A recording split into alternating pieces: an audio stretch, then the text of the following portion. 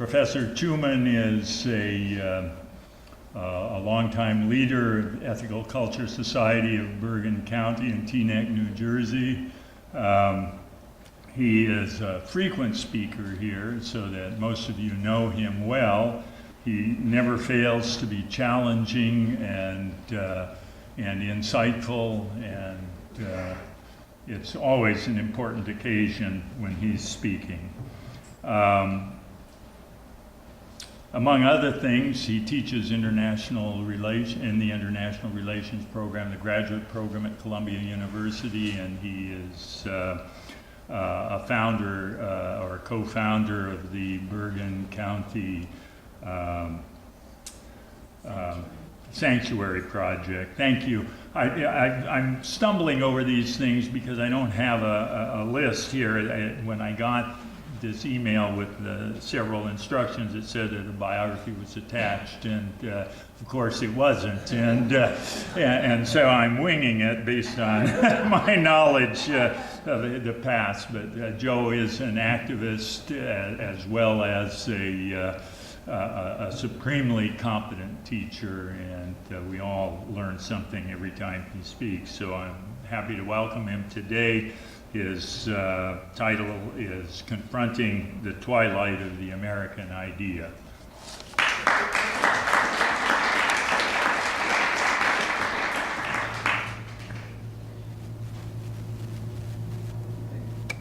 Thank you. Thank you so very much, Joe. Thank you, John. Maestro, that has a nice ring. If you want to get even loftier, you can address me as Your Highness. I'll take it, right? Your Holy, whatever, right. I'll take it. Yeah, so great to see you all. We have a slightly diminished gathering today, I guess, because it is a holiday weekend, but it's so good to see so many of you here who are so devoted to ethical culture and its project, which I think is probably more relevant now than it has ever been. I also want to extend a very warm Thanksgiving season to you. Thanksgiving and giving thanks, I think, is a very important emotion, perhaps underrated and underappreciated by humanists in our activism. I think very often we're not quiet enough to feel a deep sense of gratitude, but gratitude, I think, is necessary. It's humbling, and when you think of it, it connects us to bigger things, to friends, to community, to nature, and to whatever forces there may be that conspire to enable us to bring out the good things in life. So cultivating thanks, I think, is an important thing to do as a human being and as a humanist. I want to talk again, as I've done almost relentlessly for more than about a year now, to talk about the situation that we're in politically, socially, and otherwise. And I think for those of us who identify ourselves as progressives, perhaps the elections of earlier this month give us some element of hope that, again, the political winds may conceivably be shifting. They go back and forth. There was some good news, but it's good news against a background which I think is far darker. And my humanism is such that I don't believe in putting a cheery face on what are difficult realities. My humanism leads me to a sense of realism, such that my emotions I try to really fashion and shape to whatever extent we can, my emotions to be proportionate to the realities as I understand them, and to speak the truth as I see it. So that's what you'll be getting today. And what I want to do is talk a little bit about history and a little bit about philosophy as part of the discussion of our political moment. And I want to start off by talking about one of really my heroes of 19th century America, who is very well known to Unitarians because he was one, but is generally not known to ethical culturists and to Americans generally. His name was Theodore Parker, and he was perhaps the greatest intellectual activist, I would argue, of the 19th century. Really an incredibly unique figure, both in the world of religion and in the world of progressive political action and politics. And I want to start with some vignettes about Theodore Parker. On May 29th, 1850, in Boston before a convention of the New England Anti-Slavery Society, the famed Unitarian preacher and firebrand of abolition, Theodore Parker, gave a speech, the words of which have become immortalized. Parker was a member of Ralph Waldo Emerson's circle of New England transcendentalists.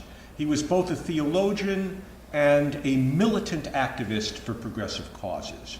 Parker was tremendously learned and worked in 16 languages, finding contradictions in the Bible and reaching the conclusion that it was not of supernatural origins, but a repository of moral ideals that could also be discerned through human conscience alone. Religiously speaking, there was no minister in America theologically further to the left than Theodore Parker. In fact, he was so far to the left that he was subjected to a heresy trial by his fellow Unitarian ministers. I mean, for Unitarians to have a heresy trial sort of sounds sort of weird, right? But we've got to remember that Unitarianism all the way back then was not Unitarianism today. Unitarianism then was very God-centered, very doctrinal, was the possession of Boston Brahmins. It was rigid. It was what Emerson referred to as corpse cold when he left the Unitarian ministry to become a freelance sage and so forth. Today, Unitarianism is warm and fuzzy. Back then, it was very austere and basically, as Emerson said, very cold. So he was subjected to a heresy trial. He was not, in fact, expelled. But he did find that none of his colleagues, Parker did, none of his colleagues would exchange pulpits with him, which was the convention of the day. Okay. So Parker took to preaching at the Boston Musical Hall, and it was said that when he spoke, more than 3,000 people came out to hear him, and that was without benefit of microphone, we should add. But Theodore Parker was a man of burning conviction who felt a powerful need to put his ideals into action. So he fought tirelessly for the progressive issues of the day. Among them were women's rights, opposition to capital punishment, education reform, and opposition to the Mexican War, among others. But far and away, Parker's predominant cause was the abolition of slavery, which he believed was an unqualified evil. Parker was the chief organizer in Boston of those who defied the fugitive slave law, and he gave sanctuary to slaves fleeing the South. He hid them in various places, including his own home, attempting to keep them from being seized by federal agents who would return them to their owners in the South. Passed by Congress in 1850, the fugitive slave law, in ways that resonate with Trump's current zeal to deport undocumented immigrants, required local law enforcement to cooperate with federal agents in order to seize identified slaves who were in hiding. It brought the slavery issue to the doorsteps of northern populations and helped galvanize the abolitionist cause, as well as defense against the law itself. It's said that during that period, Parker wrote his sermons with a gun on his desk. That's true, in case he had to defend against federal agents who might break into his home in order to seize runaway slaves whom he was hiding there. Parker was also a member of a group of Boston Brahmins who came to be known as the Secret Six. These were men who, in their social bearing, were upstanding and proper, but their commitment to the anti-slavery cause inspired them to bankroll John Brown's famous raid on Harper's Ferry. Clearly a statement of political radicalism and considered by many then and now to be an act of terrorism. So much for the background. In his anti-slavery speech of 1850, Parker described what he called, quote, the American idea. Quoting from that speech, he said the following: "There is what I call the American idea. I so name it because it seems to me to lie at the basis of all our truly original, distinctive, and American institutions. It is itself a complex idea, composed of three subordinate and more simple ideas, namely the idea that all men have unalienable rights, that in respect thereof all men are created equal, and that government is to be established and sustained for the purpose of giving every man an opportunity for the enjoyment and development of these unalienable rights. He then went on to say, quote, "This idea demands, as the proximate organization thereof, a democracy. That is, a government of all the people, by all the people, for all the people. Of course, a government after the principles of eternal justice and freedom." End quote. In the audience that day, to hear Parker, was an attorney by the name of William Herndon, who was inspired and impressed by what he had heard. Herndon was able to secure a copy of Parker's speech, which he brought back to Illinois, back home to Illinois, and gave to his law partner, who was, as most of us know, Abraham Lincoln. And of course, Lincoln was to make good use of Parker's American idea. 13 years later, while delineating a cemetery in Gettysburg, Pennsylvania. Myth has it that Lincoln penned the Gettysburg Address in a flash of inspiration on the back of an envelope. The truth is, however, that he thought about it long and hard. In that very brief speech at Gettysburg, what Lincoln aspired to do was to bring to completion the unfulfilled promises of the Declaration of Independence, which of course was the basis of the American idea as he and Theodore Parker before him understood it. Before moving on, one more word about the enduring influence of Theodore Parker, which brings us almost up to the moment. One of the most famous quoted phrases attributed to Martin Luther King, which all of you I'm sure have heard, is the following: "The arc of the moral universe is long, but it bends towards justice." Does that people ring a bell? Okay, good.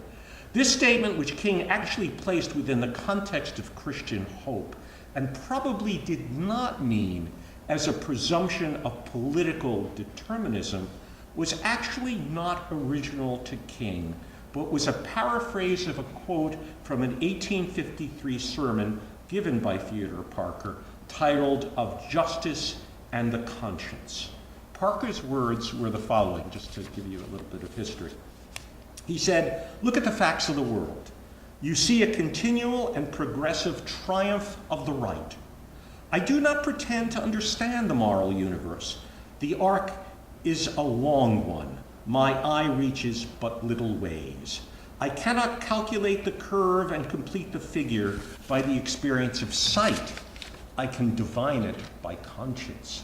But from what I see, I am sure it bends towards justice." End quote. And King took that and summarized it and put it into his own quote. I mention this because none other than Barack Obama, you might recall, invoked the Martin Luther King version of this quote quite often and liked it so much that he had it woven into the rug in the Oval Office.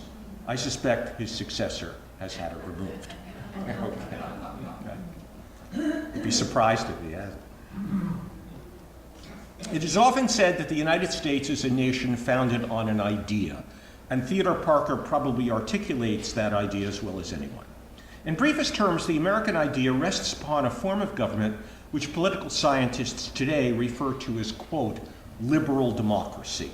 Liberal democracy has two salient components. One, government representatives attain office through democratically held periodic elections. And two, the rights of individual persons are respected and upheld. Those are the two components of liberal democracy, which we are in principle. From our standpoint, 2 centuries later, it is perhaps difficult to appreciate how much America, built on the idea just articulated, was very much an experiment.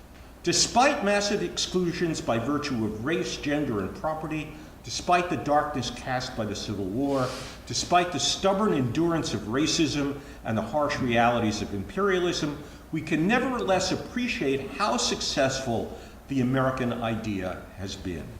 When contrasted to class-bound aristocracies and monarchies of Europe, the idea that individuals possessing their individual rights can actually forge for themselves a fulfilling and prosperous life according to their own aspirations, dreams, and plans really was back then in the 18th century a daring notion, which over 2 centuries has proven, I would argue, to be remarkably successful.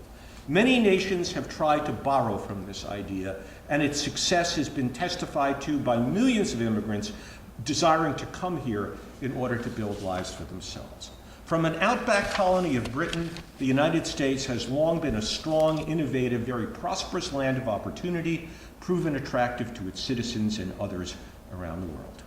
But I contend that within our memories, there has not been a time when there has been greater cause to be more fearful for the future of our country and the idea on which it is built, more fearful than at this very moment.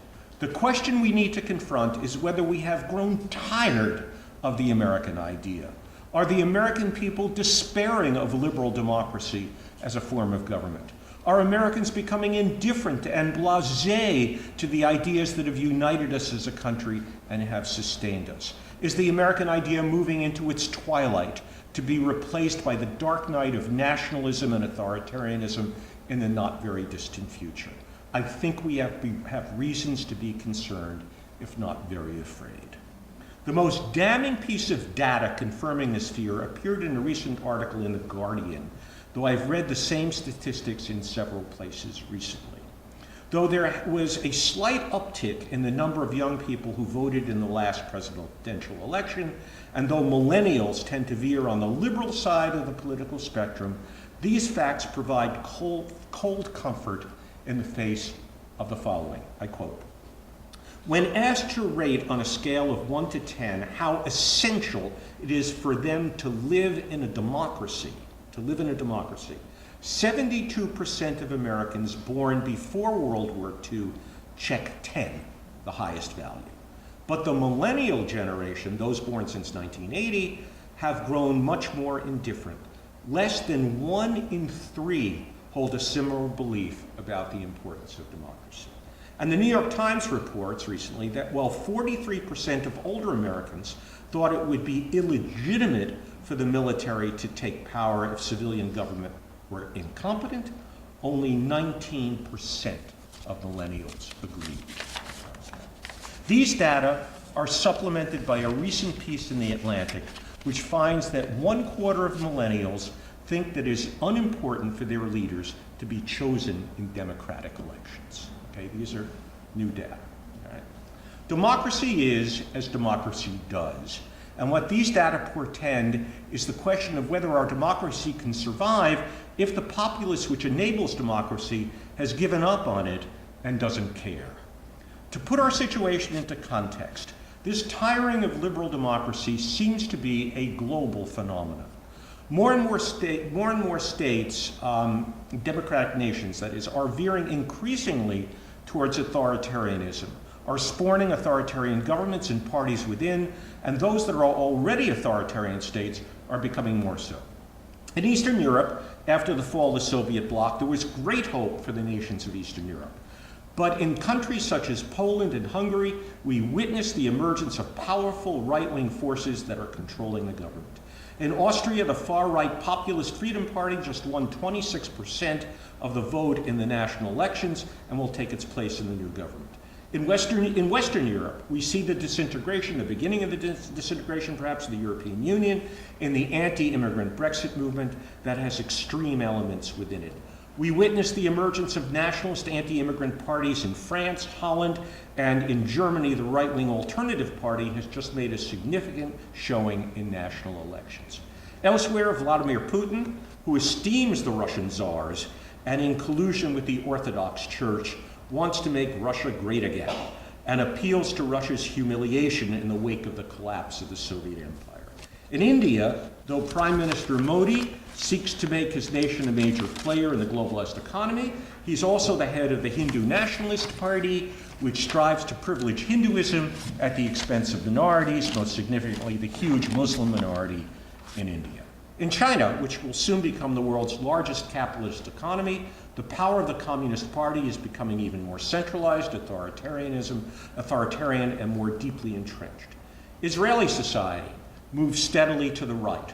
Not only has there been an abandonment of the peace process, thus solidifying its occupation over 5 million Palestinians into perpetuity, but also an assault internally on civil society and non-governmental organizations that promote liberal causes. What virtually all these movements have in common is a resurgent nationalism, a xenophobic aversion to immigration, increased authoritarianism, and in various cases, an increase in the power of the chief executive at the expense of the checks provided by the courts and attacks on the press. It's an expression of what has come to be called illiberal democracy. That is, a form of government which holds periodic elections, but with a diminishing respect and safeguard for individual rights. The United States may share some of these trends with others, but the United States remains the 800-pound gorilla. When the US shrugs, the effects are felt around the world. If the US retreats on its democratic forms of government, it sends an empowering message to up-and-coming autocrats everywhere that we will not stand in the way and that your anti-democratic initiatives are acceptable and may even be the wave of the future. Donald Trump ran on the slogan of, quote, "Make America Great Again," and parrots the slogan of, quote, "America First." In the 1940s, we had an America First movement, okay? It was a populist nationalist organization of more than 800,000 followers that attempted to keep the United States out of World War II and included in its leadership such notorious anti-Semites as Henry Ford and Charles Lindbergh. While Trump claims that he is not an isolationist, his American nationalism is removing the United States from the international arena and the exceptional role that it has played in sustaining the global order. There was just a fascinating article in the Times yesterday on the front page about how Rex Tillerson is gutting the State Department. I mean, we don't have ambassadors in places that are key hotspots around the world. And the second tier of diplomatic leadership, the offices are vacant.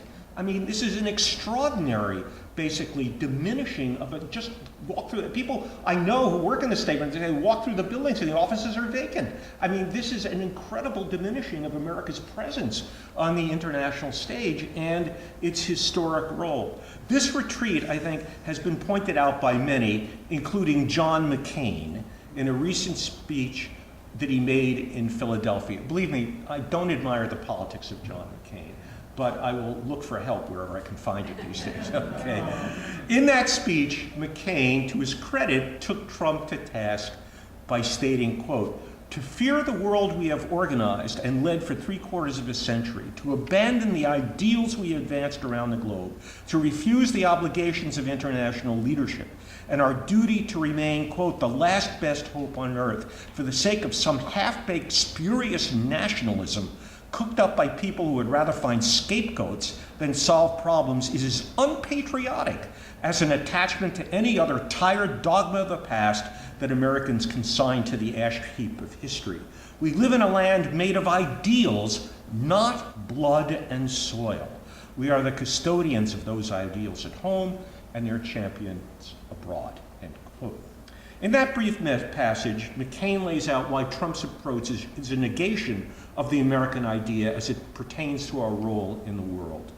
In broad outlines, McCain, I believe, is correct. Trump and his spurious nationalism is an abandonment of American responsibilities, and the United States is a nation built on our ideals and not on blood and soil. Blood and soil, Blut und Boden, was a slogan employed by Nazi ideologues to denote national identity that was defined by race and particular areas of settlement. By its employment, the Nazis, as Aryans, differentiated themselves from Jews, whom they denigrated as cosmopolitans who were not tied to the land and had no legitimate place, therefore, in it. Okay, and the Blut and Boden slogan had particular appeal during the Nazi period to rural Germans. They were the most authentic. They were rooted in the soil and they had the German blood flowing through them. Think of who Trump's constituency primarily is. It's not urban cosmopolitans, it's people, it's rural Americans and so forth. As implied, Trump's dark nationalism has both domestic employments and global consequences. On the domestic front, Trump's nationalism is racist and appeal to white supremacy. Arguably, American politics has always been built on racism and white supremacy.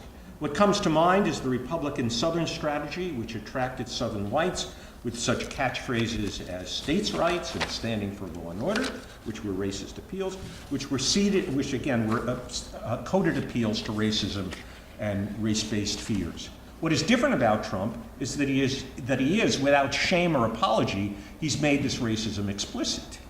Trump launched his political career, as we recall, by being the predominant voice in the racist and idiotic birther movement, claiming that Barack Obama was not born in the United States, and therefore, by conclusion, not even a legitimate president.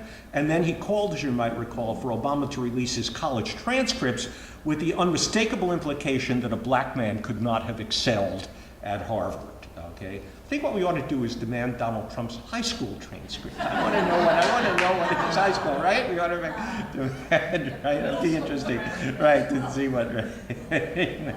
Okay, who knows? I don't know. Okay, as president, Trump has normalized the use of the term Nazi, which of course was always unacceptable and on the extreme fringes of American society and politics.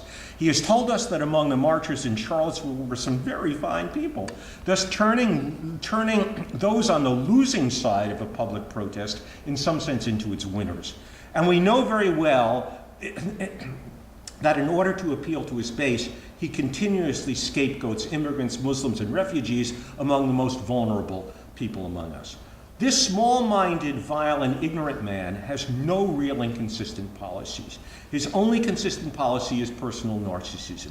Those who praise him, he commends in the moment with the vocabulary of an 8-year-old, saying that they're wonderful and beautiful. Those whom he doesn't like, he can slander for his own purposes and condemns or scapegoats. Donald Trump is the President of the United States, but one never hears him heralding the American idea. One almost never hears the words democracy and freedom coming from his lips. The President occupies a bully pulpit. The President can strengthen our civic culture, and he should. Instead, Donald Trump, by temperament and because of the indecent, nasty character he is, chooses to divide Americans against each other. He chooses to sow hatred and fear and thereby diminish our democracy. Inspiring hatred and fear among your constituents is ostensibly a very good way to keep them loyal. But again, the damage he is doing to our laws, our conventions, our norms, and just a sense of decency among Americans is incalculably great, all in the name, again, of some spurious nationalism. You know, just an anecdote, I spent a few days with my brother up in Rhode Island, and he works for Massachusetts Medical College. He's a senior healthcare administrator, and he just said he was rather concerned that they have put in the hospital in which he teaches and works, that they've put metal detectors into the emergency room. To get into the emergency room, you have to go through a metal detector. And, you know, we talked about this and, you know, the upset of our diminishing privacy and suspicion in an emergency room in a hospital. And he was upset about it too, and he inquired further about it, why they were doing it. And the rationale that they got was that, you know, people, it's a tense place. People often don't get the service, you know, they're suffering, they're worried, they're anxious, they don't get the medical attention they need right away. And they have discovered people in the emergency room come in with concealed guns. And they are concerned, and their rationale is that in the age of Trump, it has made the environment, has just made people edgier. And there's a more tense environment, even finding itself in the emergency room, do you know what I'm saying, of a hospital. I mean, this is the way it leaches down into the social fabric, the social psychology, social relations, and has real consequences. But the international consequences of Trump's nationalism are also monumental. As mentioned, the role the United States has played and needs to play on the international scene has been extremely important to maintain global stability. When McCain said, quote again, to fear the world we have organized and led for 3/4 of a century, to abandon the ideals we have advanced around the globe, to refuse the obligations of international leadership and our duty to remain the last best hope on earth for the sake of some half-baked spurious nationalism, perhaps he had in mind such things as the Marshall Plan after World War II, the rebuilding of democracy in Italy, Germany, and Japan, keeping in check a revived German nationalism, defending Europe against the USSR, and more recently, helping to stop the genocide in Bosnia, fighting terrorism, and suppressing the nuclear emergence of Iran. But of course, John McCain's praise, I have to say, of America's international role is self-serving and only half right. John McCain, after all, is a right-wing hawk. During the Cold War, in the name of anti-communism, the United States gave its aggressive support to multiple regimes, no matter how dictatorial or cruel, as long as they were anti-communist. We helped overthrow democratically elected regimes in Iran, Guatemala, and Chile. Under Reagan, we propped up apartheid in South Africa. In the name of anti-communism, we dropped more bombs on Vietnam than we did during World War II. And of course, under George W. Bush, we stupidly invaded and destroyed Iraq, leaving over 100,000 dead and the Middle East in chaos. In short, the United States sometimes furthers our ideals and sometimes desecrates our ideals. But with regard to the former, among other roles, the United States has sustained the emergence of the human rights culture around the world. It's a culture built on the fragile architecture of more than 100 international treaties and conventions that seek to protect the rights of minorities, women, children, and the disabled and others around the world. It seeks to protect freedom of speech and religion, prevent torture, genocide, and spur economic growth and development. Today, people who are oppressed struggle for justice in the name of human rights, and often still look to the United States as the international exemplar of those rights. The United States remains the primary support of this fragile architecture. When Paraguay, for example, engages in torture, it's a tragedy for its victims, but it does not undermine the international norm against torture. When the United States engages in torture, the entire edifice of human rights is significantly undermined. Rex Tillerson, our Secretary of State, previously noted, has proclaimed that the United States under Trump will promote its interests, but not its values. I read this to mean that we will withdraw our support for human rights around the world. Trump has brazenly declared his desire to reinstate torture, sing the praises of Guantanamo, and has reduced the number of refugees we will take in next year to the lowest number in recent American history. This at a time when the number of people fleeing war and persecution has never been higher, including during World War II. We now have the largest surge of refugees around the world in modern memory, modern times. He will give autocrats and dictators who oppress their citizens a pass. Trump is a gift to dictators everywhere. At the moment of greatest need, the United States has decided to turn its back on the most endangered, as it has turned its back on its defining ideals. The abrogation of these ideals is not only an abrogation of ethics. It is not only a denial of what has been best about America. Our abandonment of leadership on the world scene opens a space which China will be very happy to fill. Our withdrawal from the international scene will be in a practical sense will render us less safe. It makes us smaller, not great, or great again. In closing, let me say that the enemy of democracy, the enemy of the American idea, is ultimately complacency. And its future fate will depend on overcoming that complacency. The American idea is the launching point from which the American narrative unfolds, and it is the idea that has held us together as a nation.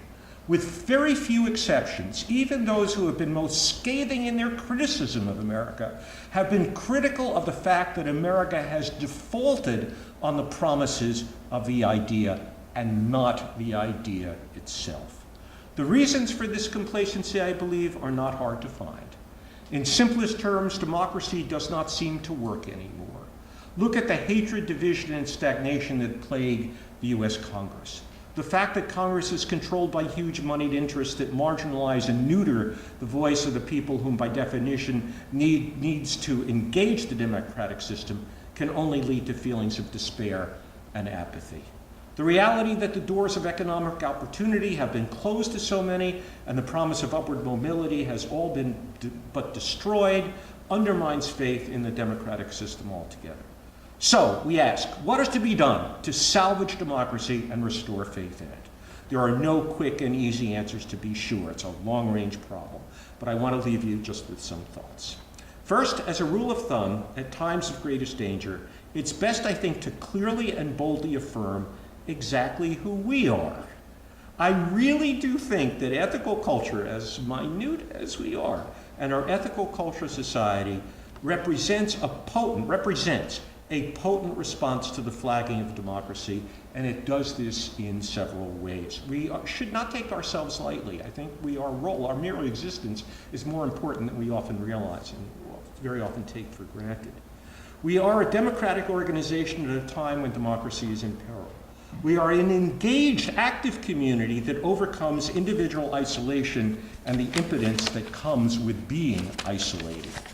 The weakness of democracy, I believe, is related to the decline of civil society institutions in which people make their values heard and can live them out. This is democracy lived out on the grassroots level.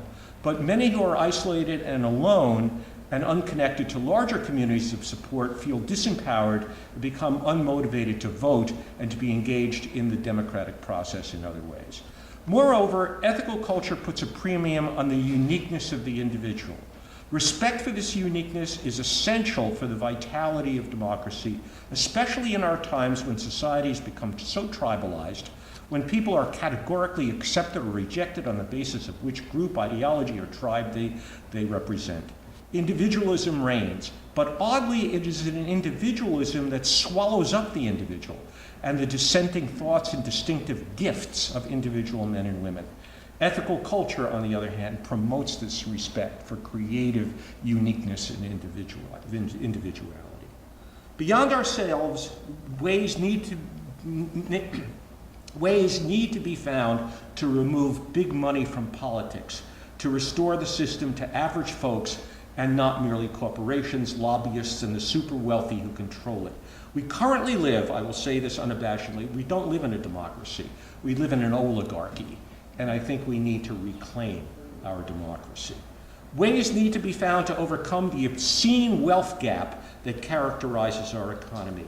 Such disparity closes the doors of opportunity, generates cynicism and hopelessness, and ultimately undermines democracy itself.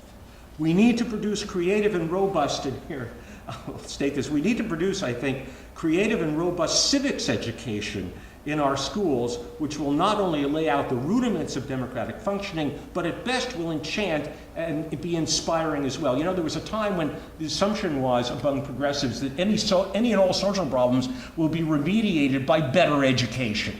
I think we've sort of correctly been chastened about that. We've given up on that a little bit because I think we demanded too much from education, things that it couldn't do. But I still believe that education plays a very, very crucial role in socializing and forming the values of the people who, in effect, make up our country, okay?